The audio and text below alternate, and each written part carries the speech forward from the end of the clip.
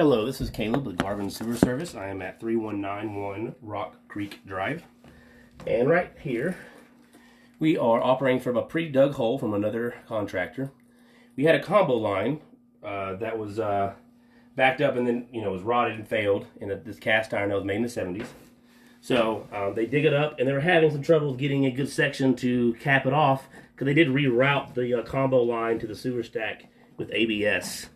So right here, you can kind of see how we have a lot of what looks to be like, there's some dirt and stuff in the dig process, but you gotta have like a divot right there in the bottom. So I think if you were to try to cut that, it's gonna crack.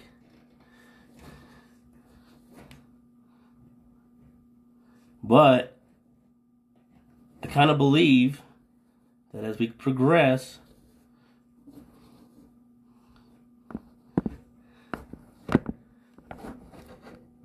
about a foot or two, we might be able to, right around here. The camera head's pretty much under my rear right now. This line is a straight shot. It's about 1.5 feet deep. And they were asking about, capping that off. I think right around here you're going to have a good section. This is before the water heater. So, there was a question about what's the best case to get this running for now. Because it's running, but, we have an exposed drain. I would love, as a plumber, to be able to find a good section to get a nice clean cut and just cap it. That way, we don't have to worry about this line anymore. However, and I tried to explain this, but with Cameron cast iron drains, sometimes the drain looks like it's in good condition, and then you dig it up and you cut it, and it's just brittle and it starts falling apart in your hands. That's the thing that we really can't attest for. But right around here, say around the 3-foot mark, and my distance indicator is not going to be exactly accurate because it's a very hard access over here. I think about 2 to 3 feet away, you can go ahead and I confidently would say you could try to cap that. Now, right here, I am seeing there's a line joining on the left side. I don't know where that's from. I'm going to take a wild guess to say maybe that's the shower, or maybe the existing or an old sink that's been rerouted. I'm going to pause the video, go turn the shower on to see if that is the shower. Okay, so I did some testing to get my ducks in a row here. The floor drain is right next to this hole. The Y is right where the beginning of it is. So if you pour water into the floor drain, it pops out right here. And if you were to dig up 5 more inches, you'll see the Y. It's pretty dirty, so you can't see it on the screen, but I did test that. So that floor drain will not be able to be saved, the one that we're standing right next to. So if they need a new floor drain, they're going to have to put one in, whether maybe right here where we dug up or maybe on the other side of the water heater. So again, this is the spot where I think you'll be able to cut and band onto pretty good, because as you see, we have no standing water, and it doesn't look like, it's gross and dirty, but it's not in use anymore. So, all right here. On our top right side, we have our sewer line coming down. That is going to be now the combo line from the kitchen laundry and all the facilities upstairs. On our left side right here, right there, the left side, that is your shower from the downstairs. It is only the shower. So when you're in the shower, it comes on the left side. If you run anything else, it comes from the top right. That flow is what's caused weathering right here. So you got some standing water. So we did mark that this is starting the rot process right here. Now in the 3-inch line. So the 2-inch line goes to 3 right at the sewer stack in the clean out area. So I did mark this and tape this on the floor. This is holding a little bit of water, and as we progress, it gets a little bit better.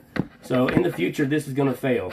How long? We do not know. A few years, 20 years, hard to tell. But around the 14-foot mark, I think is where I labeled it as pretty good, like right around this section. So that if we really did have to dig up the sewer line, up until there, I think you'd get a good clear cut.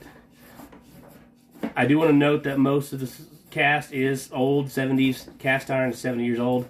So it is, you know, going to rot out eventually. The good news is the outside drain is all SDR and all in perfect shape. Nothing to worry about, no roots, nothing to clean. So the outside portion of the drain's in great shape, but the cast, a little bit to be desired. So I think essentially, officially, from where we're broken up, where I'm operating from, to about the 14, 15 foot mark, in all honesty, probably needs to get replaced. But it is operational and it could last a long time. So I would try to abandon the line by capping off the floor drain and the secondary line, because there's no facilities going down there anymore. And that way we wouldn't have to rip up a bathroom, remove a furnace or a water heater, all that stuff. Once it does fail, though, all that will have to happen. So this is SDR drain from here on out. The line is 86 feet from the from where I'm working at to the street. So it looks like you have about 20 feet, 26 feet of cast, and then about 60 feet of SDR. SDR, like I said, is in great shape. I'm in a really tight spot, so I'm not going to push it all the way out there. But the city connection looks great. The pitch is great. There's no standing water. I mean, it's probably going to last my whole lifetime. So that's good. That's really good news. So we'll kind of go back just to get a second view of the cast. You know, this section right here looks to be in pretty good shape, considering, you know, we're doing this more like we want to keep the house going, but we can't exactly dig up the entire basement. So yeah, overall, the cast is in condition in various spots. Recommendation is to dig up a few more feet in this basement, abandon the floor drain. Hopefully you can put one in, and then cap off the drain. That way, if there's ever a backup in the future, you don't have sewage just going into the ground. I don't know how that would affect the ground. So that's not code. We wouldn't want that. So if we cap it off or get away that if there was a backup, it wouldn't back up into the ground. It would back up into the house like it's supposed to. That would be what we're trying to achieve here. Right now, we're not looking at trying to repair the section that is standing water because it is operational. It will be for some time. But we are going to go ahead and note that. I did locate those about 1.5 feet deep. So yeah, if there's any other questions with this video that we didn't answer today, feel free to give Garvin Sewer Services a call. My name is Caleb. Thank you very much for your time. There will be a text version of this job texted out on